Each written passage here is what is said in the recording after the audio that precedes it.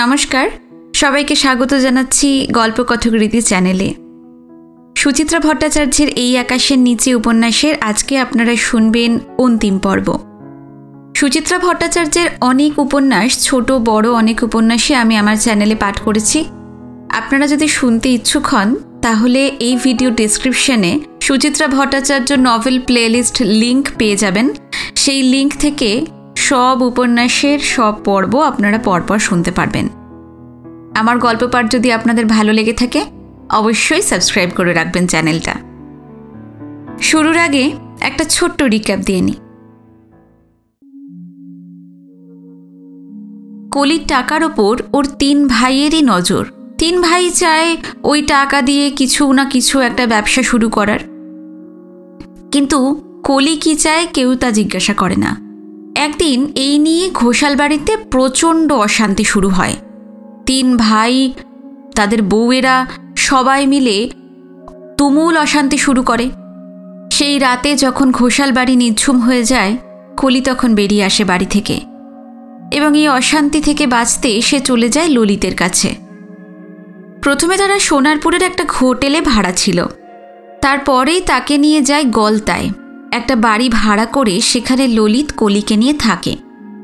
2-3 মাস ললিতের সঙ্গে থেকে কলি বেশ সুখেই আছে। এর মধ্যেই একদিন ফক্কা এসে হাজির হয়।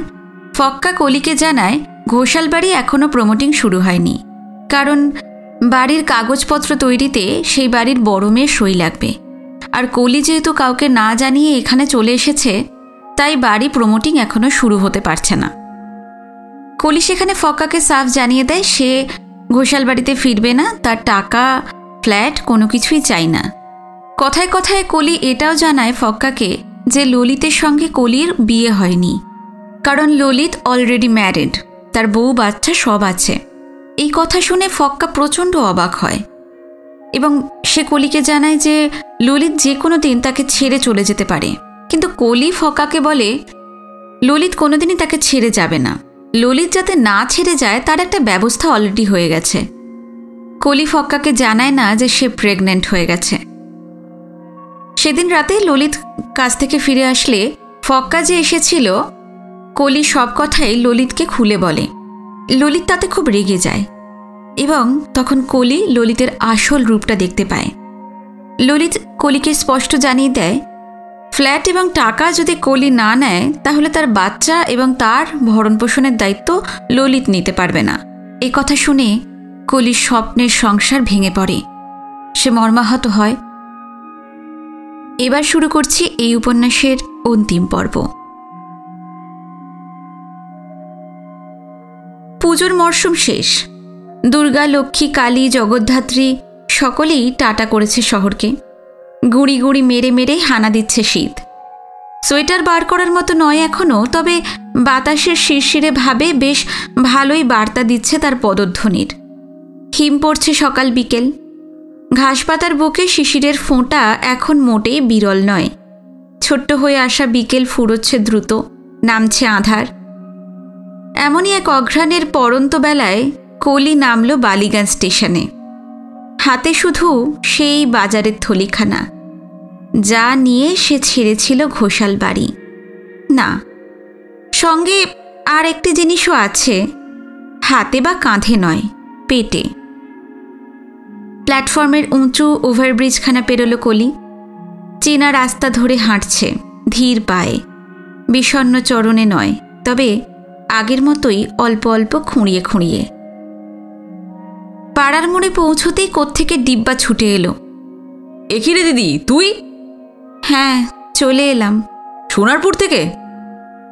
নয়তো কি, হনুলুলু থেকে। একটু দাঁড়ালো কলি, ধমকে সুরে বলল, কিরে ধন্দ মেরে গেলি কেন? জীবনে কখনো প্রেগনেন্ট মেয়ে ছেলে দেখিসনি? তাদের হাত থেকে মালপত্র নিতে হয় জানিস না? সরি, দে থলিটা দে। রাস্তায় আমাকে আর বেশি বকাস না তো। হাঁপ ধরে যাচ্ছে, শালা পেটের মালটা শরীরের জোশ পুরো ধসিয়ে দিল। কলির এহেন উক্তি সব ভাই বোনদেরই গা সওয়া। পাছে রাস্তায় কোনো দৃশ্যের অবতারণা হয়, গোটা পথটাই ডিব্বার মুখে কুলুপ। পাড়ার লোকরা যে ড্যাবডেবিয়ে গিলছে তার প্রত্যাবর্তন কলির কোনো ভ্রুক্ষেপই নেই। গেট দিয়ে ঢোকার সময় গ্যারেজটাও একবার জরিপ করে নিল হালকা হালকা। ডিব্বা দৌড়েছে দোতলায়। অমনি দেখ না দেখ, বাড়িতে প্রবল হইচই। পিঙ্কি, মিনা সবাই ছুটে এলো। কলিকে প্রায় ধরে ধরে নিয়ে গেল ওপরে। ভিক্টর এসে লুটিয়ে পড়েছে পায়ে, মাথা ঘষছে কলির শাড়িতে। ফেলাফেলির দল নাচতে শুরু করেছে। দেখা দেখি শান্ত পুঁচকুনিও লাফাচ্ছে তিরিং বিরিং। ঝটাঝট ফোন হয়ে গেল টাট্টু আর ফক্কাকে। ফুটির কাছেও পৌঁছে গেল বার্তা। অভ্যর্থনার ঘটায় বিন্দুমাত্র আপ্লুত হয়নি কলি। ডিভানে বসে বলল, বিকেলের চা বুঝি হয়ে গেছে? তুমি খাবে? মিনা শশব ব্যস্ত। এক্ষুনি করে আনছি, একটু বসো। পিঙ্কি পাশে বসেছে। অনভ্যস্ত নিচু গলায় জিজ্ঞেস করল, কত মাস চলছে রে? এই 5-5.5 হবে। মার্চে ডেলিভারির ডেট দিয়েছে ডাক্তার। ও, ততদিন পর্যন্ত তাহলে এখানেই থাকছ?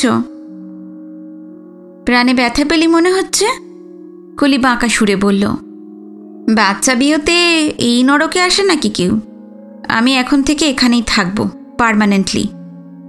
কেন? তোমার বরের কি হলো? সে পার্টি ভ্যানিশ। জবাব দিতে এক মুহূর্ত সময় নিল না কলি। চাঁচা ছোলা স্বরে বলল, হাবড়া না চাঁদপাড়া কোথায় যেন ব্যবসার কাজে যাচ্ছে বলে বেরিয়েছিল, তারপর থেকেই বেপাত্তা। 3টে দিন ওয়েট করলাম, ফেললো না দেখে বুঝেই গেছি ও হাওয়া মেরেছে। আমি কেন একা পড়ে থাকি বাবা? তাই বাড়িওয়ালিকে বুঝতে না দিয়ে আমিও টুকটুক করে কেটে এলাম। এখন তবে সোনারপুর থেকেই এলে? মিনা চায়ের কাপ ধরেছে সামনে। আর তোমার বর মানে তো সেই ম্যাজিশিয়ান। অত কায়দা মারছিস কেন রে? সবই তো জানিস। তা রাতের রান্নাটা কে করছে এখন, বড় না ছোট? দুজনেই মুখ চাওয়াচাওয়ি করছে।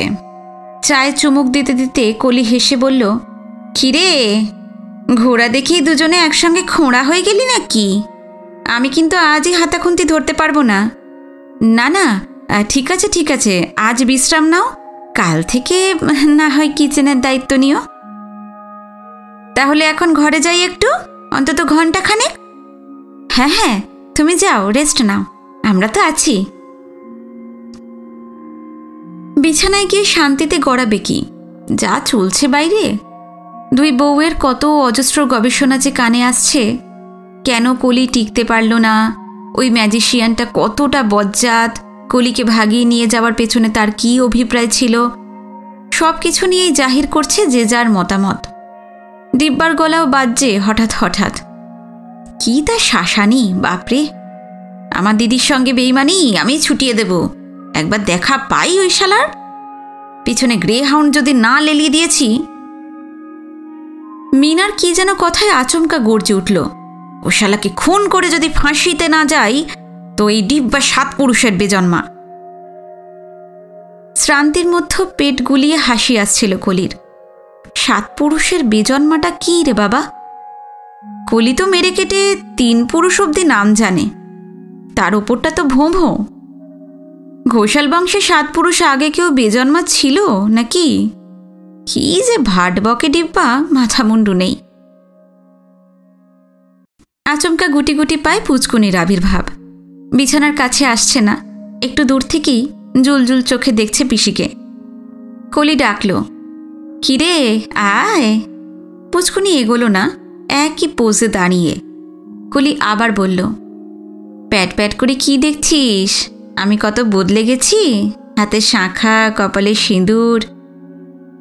পুচকুনি আঙুল তুলে কলির দিকে কি যেন দেখাচ্ছে। কলি হেসে ফেলল, পেটটা ফুলে গেছে বলছিস তো? তোর একটা ভাই আছে ভেতরে, অবশ্য বোনও হতে পারে, জানিস তো এখন সে নড়ছে। পুচকুনি কি বুঝলো কে জানে। এবার সে এক পা করে কাছে আসছে। হাত বাড়িয়ে খপ করে পুচকুনিকে ধরে ফেলল কলি। টেনে এসে চকাশ চকাশ চুমু খেলে 2 গালে। বিছানায় তুলে পাশে বসিয়ে বলল, তুই কিন্তু দিদি হতে চলেছিস, বুঝলি? যে আসছে তাকে হেব্বি দাপে রাখবি। আমি যেমন তোর বাপ কাকা পিসিদের রেখেছি, একটুও মুঠো আলগা করবি না। সুবোধ ছাত্রীর মতো খুট ঘাড় নাড়ল পুচকুনি। এবার সে পিসির হাঁটুটা দেখছে। ও ঘুঘুসই পুতকই খেলবি, আয়। এক ঝটকায় পুচকুনিকে পায়ে বসিয়েছে কলি। অমনি টাট্টু এসে উপস্থিত। দৃশ্যটা দেখে সে হাঁ হাঁ করে উঠল। আরে করছিস কি রে? কেলেঙ্কারি বাঁধাবি নাকি? আরে ধুর, কি হবে, ও তো খুব হালকা। না না থাক, অত পাকামির দরকার নেই। পুচকুনিকে নামিয়ে ঘরের বাইরে পাঠিয়ে দিল টাট্টু। তারপর মুখ গম্ভীর করে বলল, তোকে তাহলে শেষমেশ খেদিয়েই দিল লোকটা। তা কেন? সে তো নিজেই ভেগেছে। ঘোষাল বাড়ির মেয়েকে পরিত্যাগ? ছি ছি। থাম তো, ঘোষাল বাড়ির আছেটা কি? তোরা সবাই তো এখন ভুক্কা পার্টি। তো কি, গুপ্তিপাড়ায় আমাদের বাড়ির পুজোয় এখনো 700 লোকের পাত পড়ে চণ্ডী মণ্ডপে। এই শোন, ওই সব ঢপ বাইরের লোকের কাছে মারিস, আমাকে ওই চণ্ডী মণ্ডপ দেখাস না। ওখানে 50-এর বেশি ধরবেই না। টাট্টু এবার যেন সামান্য মিয়েছে, গলা নামিয়ে বলল, যাক সে কথা যাক, এখন একটু সাবধানে থাক, সংসারটারও দেখাশোনা কর। সে তো আমি বুঝেই গেছি। জোয়াল ফের আমার কাঁধেই চাপল। না না, ওভাবে বলছিস কেন? তুই আমাদের মধ্যে এ ব্যাপারে সবচেয়ে এফিশিয়েন্ট। আসল কথা বল না রে, আমি ছাড়া এই ঘোষাল গোষ্ঠীকে সামলানোর ক্ষমতা কারোর নেই। তোদের গুণধারী বউ দুটোকে আর কেই বা গ্রিপে রাখবে? এখন তো তোরাই বউদের সেবা দাস, আমি ছাড়া কেই বা তোদের মুক্তি দেবে? আমি আশায় তোরা জোর বেঁচে গেলি। আসিস না তো, এখনো তোর এত ফুর্তি? হ্যাঁ, বর ছেড়ে চলে যাওয়ার পরও? গেছে তো গেছে, দুঃখ পাওয়ার কি আছে? কিন্তু কেন গেল? বাচ্চা মানুষ করতে হবে সেই ভয়, নাকি তোর সঙ্গে ঝগড়াঝাটি হয়েছিল? কোনোটাই না। সত্যিটা শুনবি? জানিস নিশ্চয়ই ওর আর একটা বিয়ে আছে। হ্যাঁ, পক্কা বলেছে। সেই বউয়ের ভাই একটা সোয়াইন, দিদিকে খেপিয়ে জামাইবাবুর নামে কেস ঠুকে দিয়েছে। একসঙ্গে দুটো বিয়ে তো বেআইনি। তাও টাকা পয়সা দিয়ে ললিত ম্যানেজ করতে চেয়েছিল, হারামি শালাটা রাজি হলো না। তবে যে শুনেছিলাম আগের বউয়ের নাকি মত আছে। মত ছিল তো বলিনি, জানতো বলেছিলাম। ব্যাকডেটেড ওম্যান তো মন থেকে মানতে পারেনি। তার উপর বাচ্চা হবে খবর পেয়ে আরও নার্ভাস হয়ে পড়েছে। জমি জমা যেটুকু আছে তার ভাগিদার বেড়ে যাচ্ছে তো। কেসটা খেয়ে খুব টেনশনে পড়ে গিয়েছিল ললিত। রাতে ঘুমোতে পারতো না, সারাক্ষণ সিগারেট ফুঁকে যাচ্ছে। কাল বেরোনোর সময় হঠাৎ আমায় 3000 টাকা দিয়ে বলল, 1 মাস অপেক্ষা করো। এর মধ্যে ফিরলাম তো ফিরলাম, নইলে আমার আর আশা হলো না। ব্যাস, শুনেই আমি বুঝে গেছি। আর আমি ওয়েট করি। রাত পোহাতেই আমিও ঘরের ভাড়া না দিয়েই ধাঁ। ও মাল গেছে যাক, 3000 তো ইনট্যাক্ট থাকলো। বাচ্চা হওয়ার তো একটা খরচ আছে বল, তার যেটুকু ওঠে। তার মানে সে জানিয়েই গেছে, তাই তো? পাছে তোরা কাউমাও করিস, প্লাস লোকে কি বলবে, এইসব ভেবে একটা গল্প সাজিয়েছি আর কি। আহা, তোদেরই তো বোন, একটু আধটু গোল কি আমিও ঝাড়তে পারি না? ঘোষাল বাড়ির সম্মান বজায় রাখতে হলে ললিতের ওই পালিয়ে যাবার কাহিনীটাই বাজারে চালু রাখ, বুঝলি? টাট্টু হতভম্ব, ভাবছে কি যেন। হয়তো চিন্তা করছে, এ কি মেয়ে রে বাবা, কোনো হাহাকার নেই, বেদনা বোধ নেই। কলির মস্তিষ্ক কি একেবারেই ঘিলহীন? টাট্টুর মগজে এখন ঘোর বাস্তব ভাবনা। ভারী গলায় বলল, তোকে একটা জরুরি খবর জানিয়ে রাখা দরকার। কি রে? তুই যা চেয়েছিলি তাই হচ্ছে, বাড়ি ভাঙা পড়ছে না। Good, very good. আমার মত তাহলে গ্রাহ্য হলো? না, শুধু তাই নয়, ফক্কাও অবজেকশন দিয়েছে। এগ্রিমেন্টের কাগজ ফেরত নিয়ে গেছে জগাদত্ত। ফুটি ডিব্বা দুজনেই খুব শকড, আর ফ্র্যাঙ্কলি স্পিকিং আমিও। ফ্ল্যাট আর টাকা পেলে আমাদের সকলেরই ভালো হতো, স্রেফ তোরা চাইলি না বলেই ব্যাপারটা কেঁচে গেল। ও, আমরাও ডিসাইড করেছি তোর আর ফক্কার দায়িত্ব আমরা নেব না। সংসারে ইকুয়াল কন্ট্রিবিউট করতে পারলে থাকো, না হলে নিজেদের ব্যবস্থা নিজেরাই করে নাও। ইল্লি রে, এত বড় সংসারের হাঁড়ি ঠেলবো তার বুঝি দাম নেই? আর মামা হয়ে আমার বাচ্চাকে কি করে তোরা হেলাফেলা করিস সে আমিও দেখব। টাট্টু গুম। কলি বিজ্ঞের মতো বলল, এখনই সব কুটকচালি ছেড়ে প্রার্থনা কর আমার ডেলিভারিটা যেন নর্মাল হয়। সিজার মানেই কিন্তু গুচ্ছের টাকার ধাক্কা, ডাক্তাররা চুষে নেবে, তখন তোদেরই মাল্লু খসবে। টাট্টুর ঘাড় ঝুলে গেল, মাথা নিচু করে বেরিয়ে যাচ্ছে ঘর ছেড়ে। ফিক করে হাসল কলি, ফুলে ওঠা পেটে হাত রেখেছে দুখানা। আহ, ভেতরে একটা প্রাণ। আর মাত্র 4টে মাস, হুহু করে কেটে যাবে না দিনগুলো।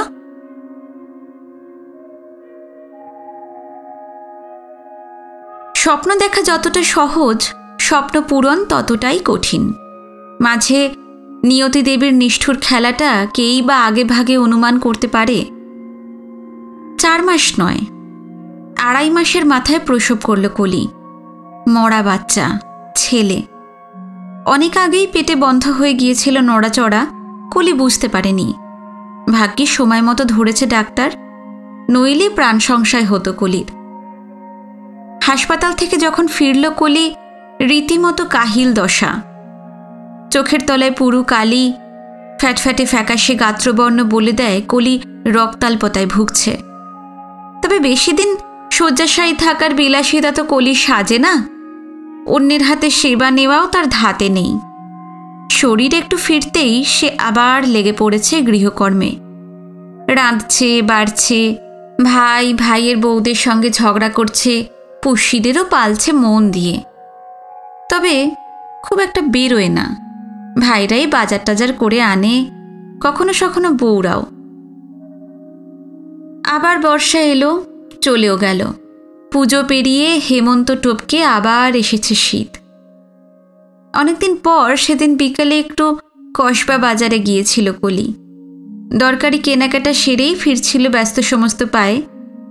যথারীতি গোড়ালি থেকে 1 হাত উঁচুতে শাড়ি, এলোমেলো কুঁচি পেটের কাছে ফুলে, সিঁথিতে ঠাট্টার মতো সিঁদুরের রেখা, আর হাতে একখানা প্লাস্টিকের থলি। স্বাস্থ্য এখন অনেকটাই ভালো। কলি দিব্যি আবার মুটোতে শুরু করেছে। পথে কলির চেনা চেনা মানুষের অন্ত নেই। পাড়াতুতো বৌদি, বঞ্ঝি, কাকা, মামা, যার সঙ্গেই দেখা হোক ডেকে গল্প জুড়ে দেওয়াই কলির অভ্যাস। তবে ইদানিং স্বভাবটা পাল্টে গেছে তার। কারোর সঙ্গেই আর যেচে কথা বলতে চায় না। তার যত বকবক সব নিজের মনেই, নিজের সঙ্গেই। যেমন আজই বলছিল, আজকাল আর বেরোতেই চাস না কেন রে? এখনো কি তোর মন খারাপ? তক্ষুনি পাল্টা প্রশ্ন হাজির, কিসের জন্য? নেকু, বোঝে না যেন তোর মরা বাচ্চাটার কথা বলছি রে। ধুস, ওর জন্য কিসের দুঃখ? ওকে নিয়ে আমি ভাবিই না। ঠিক করিস, যা হয়েছে তোর মঙ্গলের জন্যই হয়েছে, বুঝলি বকেশ্বরী? সে আর বলতে, বেটা তো জোর বেঁচে গেল।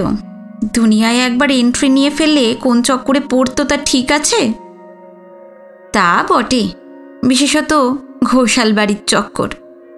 ওই চিড়িয়াখানায় টপকায়নি, এ তো বাচ্চার বাপের ভাগ্যি।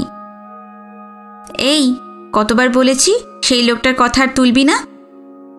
কেন রে, ব্যথা পাস বুঝি? মনে পড়ে যায় লোকটা তোর মতো একটা হাঁদিস্য হাঁদি ঢেপসি আদবুড়িকে ভালোবেসেছিল। ফের ফালতু কথা, অন্য কিছু বল। বল না রে, সত্যি করে একবারও কি ইচ্ছে হয় না লোকটা আবার ফিরে আসুক, নিদেন পক্ষে একটা ফোন করুক? আহ, থামবি? কেন এমন আজব আশা করবো রে হারামজাদি? গারল হতে পারি, মুখ্য হতে পারি, কিন্তু একটা মেয়ে মানুষ তো বটে। সুতরাং কি আমাকে আশা করতে নেই সেটা অন্তত জানি, বুঝলি? উফ, রেগে যাচ্ছিস কেন? এই জন্যই তো বলি, আবার লোকজনের সঙ্গে মেশ, পাড়া বেড়ানোটা শুরু কর। আহা, আমি যেন কত সময় পাই। দেখিস না, গোটা সংসারের চাকাটা এখন আমাকেই চালাতে হয়। সে তো তোর সেধে বাঁশ নেওয়া। তুই আর ফক্কা আলাদা হয়ে গেলেই তো পারতিস। ফক্কা তো বলেই ছিল, এত ভালো রান্না জানিস, আয় আমরা দুজনে মিলে মাছ ভাত তরকারির একটা হোম ডেলিভারি বিজনেস খুলি। তুই কেন রাজি হলি না? টাট্টুর কথায় গলে গেলি কেন? কি করব বল? এমনভাবে এসে আমার হাত ধরে বলল, আমরা বড্ড ছাড়া ছাড়া হয়ে যাচ্ছি রে কলি, তুই একটু শক্ত হাতে সংসারের হালটা ধর না বোন। এরপর কি আর না করতে পারি?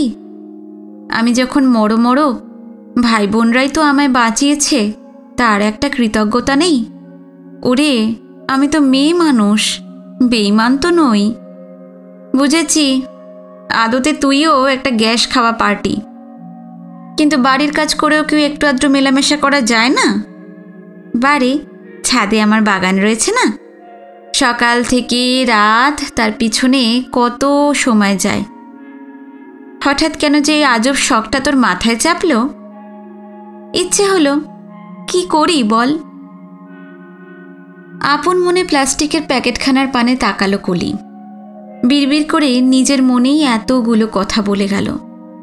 আবার বলল, এই তো দেখ না, কত সার কিনে নিয়ে যাচ্ছি। নিমখোল আছে, বনডাস্ট আছে, অনেক ফুল ফুটেছে রে, গোলাপ, চন্দ্রমল্লিকা, ডালিয়া। দেখেছি। নিজেই মনেই নিজে যেন ঝামড়ে উঠল কলি। তোর যে এত ফুলের শখ কোনোদিন জানতে পারিনি তো। ছিল না তো, হয়েছে। কলির মুখখানা যেন কেমন বদলে গেল সহসা। কেমন একটা ঘোর লাগা গলায় বলল, ফুল ফুটলে তাকিয়ে থাকতে কি যে ভালো লাগে। আমার হাতেই ফুটল, এতে আর কারোর হাত নেই। ভাবলেই আমার গায়ে কেমন কাঁটা দেয় রে। অস্ফুটে কথা বলতে বলতে কলি চলেছে। সামান্য দুলে দুলে গেট ঠেলে ঢুকছে ঘোষাল বাড়ির খাঁচায়। খাঁচা কেন হবে? ওখানেই না নিজের জন্য এক ফালি আকাশ বানিয়ে নিয়েছে কলি। এসেই আকাশ, কলির মতো কিছু না পাওয়া মেয়ে মানুষরাই যার সন্ধান পায়, আর কেউ নয়।